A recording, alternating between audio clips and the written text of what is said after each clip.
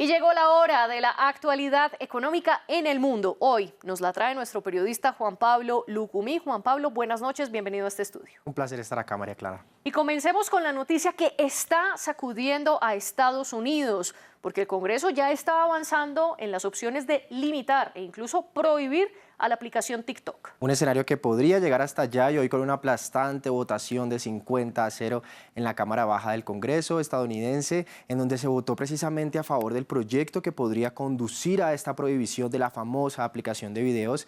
Y es que tanto republicanos como demócratas y distintos funcionarios del gobierno desde hace varios años han expresado que temen que las autoridades chinas obliguen a ByteDance, la casa matriz de TikTok, a entregar datos de los 170 millones de usuarios que usan la aplicación. Una preocupación que nace porque en China existe un conjunto de leyes de seguridad nacional que obliga a las organizaciones a ayudar con la recopilación de inteligencia a la que presuntamente, por ejemplo, ByteDance podría estar sujeta. Y a propósito de ByteDance, ¿cómo puede responder la empresa?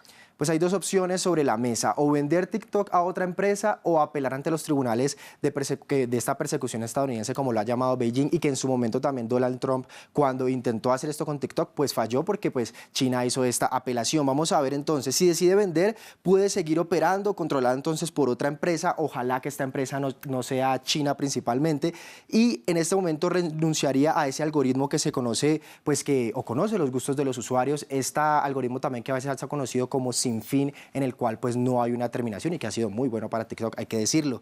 Si no decide vender, entonces pues se prohíbe la descarga en todas estas aplicaciones de venta y también los usuarios que ya la tengan pues obviamente no les funcionaría. Hay que decir que expertos han dicho que diferentes personas podrían utilizar un VPN u otras alternativas para poder acceder a ella, pero los creadores de contenido pues no lo harían así. Sin embargo, esto todavía no está en firme en Estados Unidos, pues por ahora tan solo la Cámara de Representantes aprobó el proyecto de ley y aún falta que el Senado vote sobre esta idea.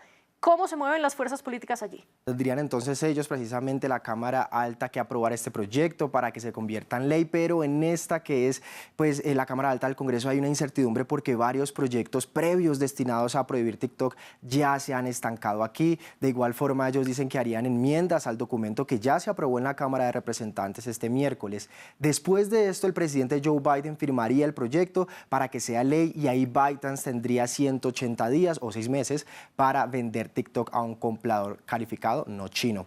Pero detrás de todo este escenario y disputas de las altas esferas se encuentran pues esos 170 millones de usuarios, como lo decíamos, en donde aunque la mayoría son consumidores, hay muchos productores de contenido que reciben dinero por los videos, que crean exclusivamente para la plataforma y muchos de ellos dicen que si prohíben TikTok se quedarían completamente sin trabajo. Escuchemos. Tengo una tienda de stickers. En realidad mi hijo es un artista autista que no puede hablar, pero sus diseños se hicieron virales durante la pandemia.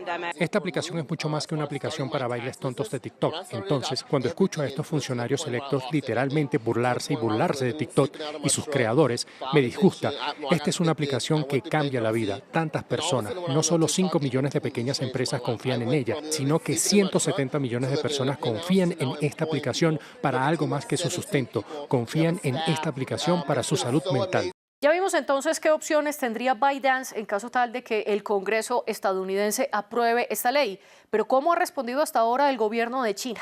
Esto sería otra fisura en estas relaciones comerciales para estos dos gigantes, las dos primeras economías, y Beijing dice que esto es una persecución y una práctica de competencia desleal y los funcionarios aseguran que de darse esta prohibición esto le saldría más caro a Estados Unidos que a la misma China. En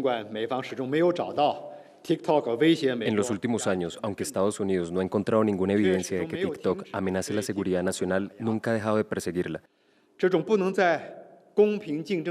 Esta práctica de recurrir a medidas hegemónicas cuando no se puede tener éxito en una competencia leal perturba las operaciones normales de las empresas, socava la confianza de los inversores internacionales en el entorno de inversión, sabotea el orden económico comercial internacional y finalmente será contraproducente para los propios Estados Unidos. Hablábamos entonces de aplicaciones tecnológicas. Sigamos con un tema similar. la inteligencia artificial, porque hoy es noticia que el Parlamento Europeo aprobó la primera ley del mundo para regular esta materia. Es pionera en su tipo y que llega tan solo unos días después de que también la Comisión Europea aprobara la Ley de Mercados Digitales, esa que pone en cintura a las grandes corporativas tecnológicas. Pues bien, entre otras cosas, revisamos los objetivos de la creación de esta ley. Uno de los pilares es buscar la seguridad del consumidor, adoptando, como lo dicen ellos, un enfoque basado en el riesgo para los productos o servicios que utilizan inteligencia artificial. Lo que quiere decir que cuanto más arriesgada sea una aplicación, pues a más escrutinio se enfrenta. Y aunque se espera que la gran mayoría de los sistemas de inteligencia artificial sean de bajo riesgo, como por ejemplo los sistemas de recomendación de contenidos o filtros de spam o también estos que generan algunos videos, algunos usos de esta inteligencia están prohibidos porque se considera que representa un riesgo inaceptable, como por ejemplo son los sistemas de puntuación social, estos que rigen el comportamiento de las personas. También otro ejemplo serían algunos tipos de vigilancia policial predictiva y los sistemas de reconocimiento de emociones en las escuelas y los lugares de trabajo. Esto es para tener un panorama general. Pero entonces, ¿qué se permitirá y qué no en concreto? Nos lo contó nuestra corresponsal en Bruselas, Esther Herrera. Con 523 votos a favor, el Parlamento Europeo ha votado a favor de la Ley de Inteligencia Artificial, una ley pionera en el mundo que regula esta tecnología en base al nivel de peligro que conlleva su uso. Habrá tecnologías que, por ejemplo, estarán completamente prohibidas, como por ejemplo el uso de imágenes a través de Internet para el reconocimiento facial o también el reconocimiento de emociones. Esto también estará completamente prohibido. En otros casos estarán prohibidos, pero con excepciones. Por ejemplo, el uso de cámaras de reconocimiento facial en tiempo real solo se podrán utilizar en casos muy concretos, por ejemplo, en casos de terrorismo o de secuestro de menores, pero siempre bajo autorización judicial. Otras sí se podrán utilizar esta tecnología en casos de, por ejemplo, en los sistemas de salud o en la gestión de fronteras, pero siempre bajo supervisión humana. Se trata de una nueva ley que también regula sistemas como ChatGPT o los deepfakes, en que siempre se deberá informar si determinados contenidos utilizan esta tecnología. También se debe respetar los derechos de autor. Además, se favorecerá también la inversión y también la competitividad en este sector clave también para hacer frente a gigantes como China o Estados Unidos. La ley entrará plenamente en vigor en 2026, aún así hay algunas disposiciones que ya podrán entrar en vigor en los próximos meses. Vamos ahora con los datos económicos, esta vez de Venezuela, que nos dan un panorama de cómo está el país. Una noticia de América Latina, como es costumbre, se trata de una encuesta de Encovi sobre las condiciones de vida de este país y que llegan a falta de las publicaciones de estadísticas oficiales. El estudio arroja que la mitad de la población sigue en pobreza extrema, en donde casi el 83% de los hogares son pobres por ingresos, es decir, que no pueden costear la canasta básica, y casi un 52% están en pobreza multidimensional, que este término lo que quiere decir es que es un tipo de pobreza que está vinculada a las condiciones de vida como el trabajo, la educación, la vivienda y los servicios públicos. El estudio se hizo a unos 12.600 hogares a nivel nacional y también arrojó que las desigualdades de género que están afectando a las condiciones de vida de las mujeres son muy profundas. Por ejemplo, solo el 37% de las mujeres en edad de trabajar participan en el mercado laboral versus ese 63% de los hombres. Además, los hombres también reciben en promedio 7,7% más remuneración que las mujeres, aunque en algunos sectores la brecha puede ser aún mayor, como por ejemplo en los casos de trabajos de hogares domésticos. Usted bien lo decía, siempre solemos tener información de América Latina, pero ahora le propongo que hagamos un breve recorrido por qué está pasando en la economía en el mundo. En diferentes regiones, y empezamos en Israel porque los legisladores aprobaron un presupuesto estatal enmendado para 2024 enfocado en financiar la guerra de Israel contra el grupo islamista palestino Hamas en Gaza.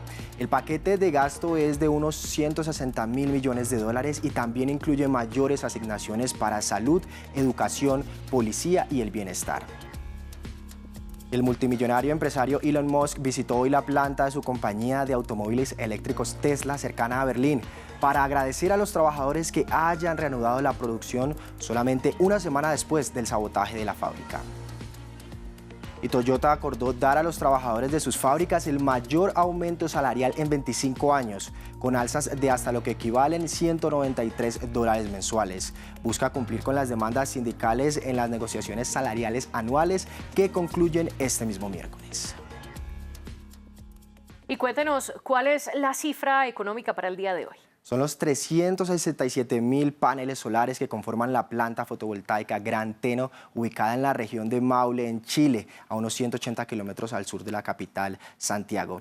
Está previsto que la planta de energía, por ejemplo, lleve también a 136.000 hogares y evite la emisión de 147.000 toneladas de dióxido de carbono al año. Todo en un plan de descarbonización que adelanta el presidente Gabriel Boric, y hoy fue la inauguración precisamente de este lugar. Gracias, Juan Pablo Lucumí, por todas las noticias económicas. En otro momento estaremos aquí seguramente. Así es, y por el momento, por el día de hoy, no tendremos el debate de France 24 a esta hora, precisamente porque en pocos minutos comenzará el segundo de 3 debates presidenciales en Panamá. Vamos a hacer una muy breve pausa para ir directo con nuestro corresponsal precisamente en Ciudad de Panamá, Óscar Zulbarán.